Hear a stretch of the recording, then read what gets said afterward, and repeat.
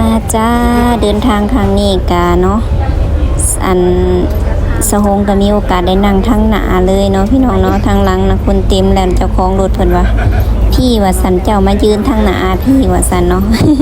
สะฮงก็เลยมีโอกาสได้ถ่ายวิวงามๆอันอยู่แคมป์ของอยู่อันสะพานเนาะบนสะพานขามมันไปฝั่งไทยให้พี่น้องได้เบิ่งได้ชมนำกันเนาะวิวนี่ก็งามพี่น้องเอ้ยเบิ่งนี่ปกติแล้วอันสะฮงก็สิบ่ได้ถ่ายแบบนี้แบบอันนั้นดอกเนาะอันนี้เป็นครั้งแรกเลยที่แบบว่าได้ถ่ายวิวงามๆแบบนี้เนาะนี่เห็นแบบเต็มสองตาเลยปกตินั้นเขาเจ้าสิปิดประตูไว้แล้วก็บ่เห็นเนาะสิเห็นแต่กระจกทางขางนั่งข้างๆอะไรก็สิถ่ายแต่ตอนอยู่ข้างอันนี้ก็คือแบบได้ยืนทางหน้าเลยเนาะสิทธิพิเศษเนาะพี่น้องเนาะ ว่าถ้ามันเต็มรถนะสะฮงขึ้นน้ำลังก็เลยได้นั่งทางหน้าซ่าเนาะหรือว่าเป็นน้ำอันเพิ่นเปิดทางให้สะฮงนี่ให้เบิ่งวิวงามๆบ่คลิปนี้เนาะสะฮงก็สิมาแจ้งให้ FC แล้วก็เบิดสุคนเนาะที่เขามาหาเบิ่งรับชมส่องสะฮงว่าสะฮงน่ะสิได้ไปกราบอันหลวงปู่ศิลาแล้วเด้อตอนนี้ก็กำลังเดินทางไปอันไปเทื่อนี้ก็ขอให้ประสบผลสำเร็จเนาะพี่น้องเนาะก็คือรอบแรกน่ะก็ผิดหวังไปแล้วเนาะรอบนี้ขอให้ประสบผลสำเร็จเด้อปู่เด้อขอให้ได้กราบได้ไหว้เป็นสิริมงคลแก่ชีวิตเนาะไปรุ่นไปซบนำกันเด้อพี่น้องเด้อว่าสะฮงสีได้ไปกราบเพิ่นบ่เนาะคันได้กราบนี่ก็ถือว่าปาดเป็นบุญบารมีแบบเปรียบบ่ได้แล้วเนาะพี่น้องถือว่าเป็นบุญแหละเนาะที่ได้กราบเพิ่นน่ะสะฮงก็ตั้งมกตั้งใจไปพี่น้องเอ้ยก็หวังว่าบุญสิฮอดยอดถึงเนาะ ไปรุ่นไปซบนำกันตอนนี้ก็ฮอดฝั่งไทยแล้วกำลังเข้าด่านเนาะเข้าอันตม.เนาะหรือว่าอันด่านมุกดาหารหลังจากฮอดก็สิได้ลงจำบัตรจำเบอร์เนาะพี่น้องตอนนี้ก็กำลังเข้าไปก็สิใกล้เติบแน่อยู่เนาะประมาณนาที2นาทีพุ่นแหละเบิ่งคือใกล้ๆนี่แต่ว่าความจริงแล้วนะไกลเด้อพุ่นยังอยู่กีบเมฆ เลี้ยวไปยังอันนั่นอยู่เนาะเบิ่งกะคือจังว่าใกล้ๆบัดเบิ่งบัดเอาอีหลีละไกลเติบพาเบิ่งวิวเลยนี่นะพี่น้องเอ้ยสะอ้อนเนาะ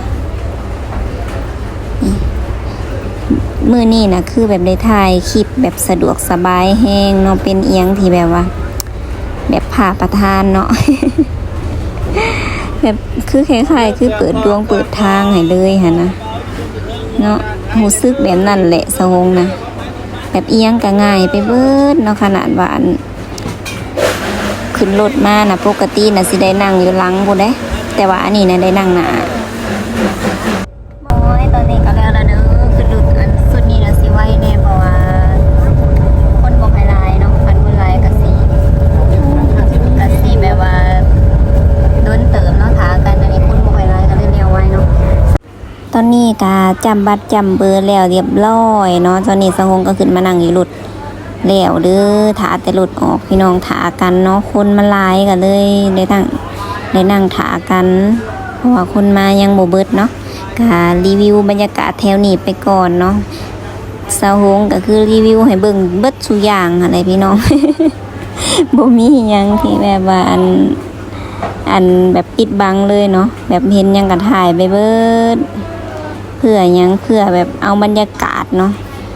เบิ่งบรรยากาศแบบธรรมชาติเนาะว่ามันงามสำใดก็งามหั่นแหละสะฮงก็ยังให้ FC ได้เบิ่งนำกันเนาะได้เบิ่งได้ชมไปพร้อมๆกับสะฮงเลยบรรยากาศอยู่ในอันบขสว่าไปแล้ว บ่แม่นบขสเนาะอยู่ในตม.หรือว่าด่านฝั่งไทยเด้อพี่น้องเด้อตอนนี้สะฮงก็เป็นอันคนไทยแล้วเรียบร้อย พอกลับลาวแล้วก็เป็นคนลาวเนาะนี่ตอนนี้ก็ รถออกแล้วรถกะห้างกะออกเนาะรถกะหลายอยู่ในนี้นะโหมีแต่รถรถพ่วงรถอันนั้นเนาะเขาเจ้าแบบมาแก่เครื่องแก่ของแบบว่าสินค้าหลายอย่างอะไรเนาะทุกชนิดเลยเดี๋ยวมีแต่รถพ่วงรถใหญ่รถ10 ล้อ20 ล้อ ถนนหนทางกะบ้านเพิ่นก็สิต่างจากบ้านเฮาหลายเนาะพี่น้องเนาะบ้านเพิ่นก็สิเป็นระเบียบเรียบร้อยแบบกฎจราจรก็เข้มงวดเข้มขัดหลายกว่าบ้านเฮาเนาะบ้านเฮาก็มีอยู่แต่ก็บ่คือบ้านเพิ่นเนาะบ้านเพิ่นเบิ่งสะอาดสะอ้านพี่น้องถนนหนทางก็เป็นระเบียบพุเบิ่งแล้วแบบสบายหูสบายตาเนาะก็นี่ก็คือแบบเปรียบเทียบง่ายๆก็คือประเทศที่เพิ่นแบบว่าเจริญแล้วเนาะพี่น้องเนาะแบบก็คือแบบเพิ่นเจริญหั่นแหละก็คือเจริญกว่าเฮาหั่นแหละเนาะนี่เบิ่งถนนก็2 เลน3 เลนนี่ทางก็ดีขี่แบบสไลเดอร์ไปเลยพี่น้องเอ้ย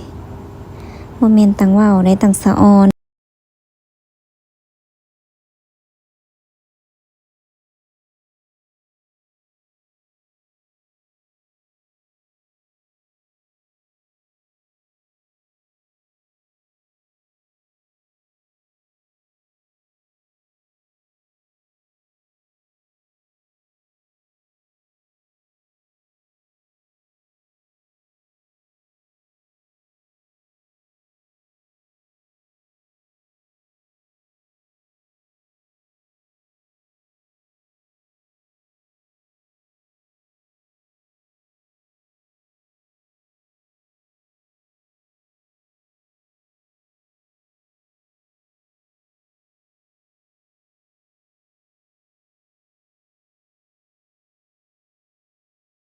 ถนนหนทางบ้านเพิ่นเนาะ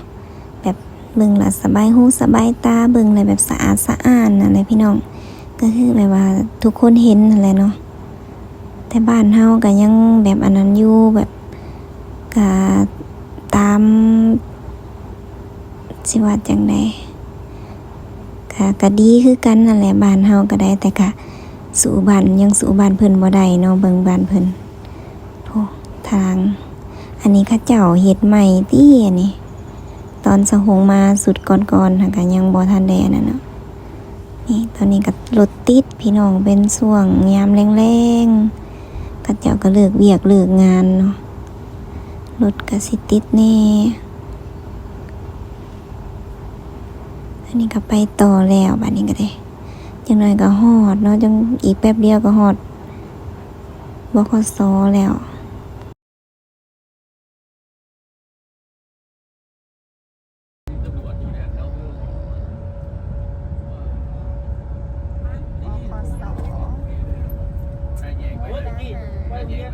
เนาะ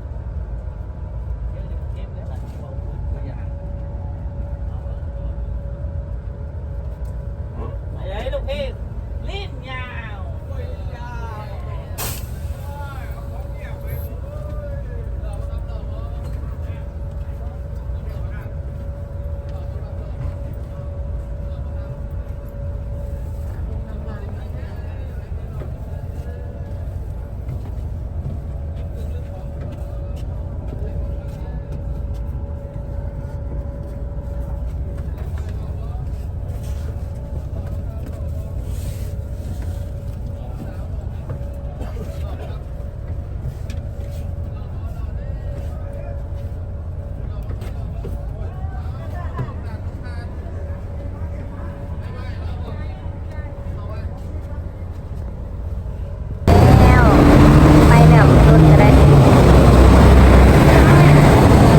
เดี๋ยวสิไปกรุงเทพไปน้องฝั่งไทยจ้ะฮอดแล้วเด้อตอนนี้ก็ได้ตอนนี้สะหงก็สิไปหาเอื้อยก่อน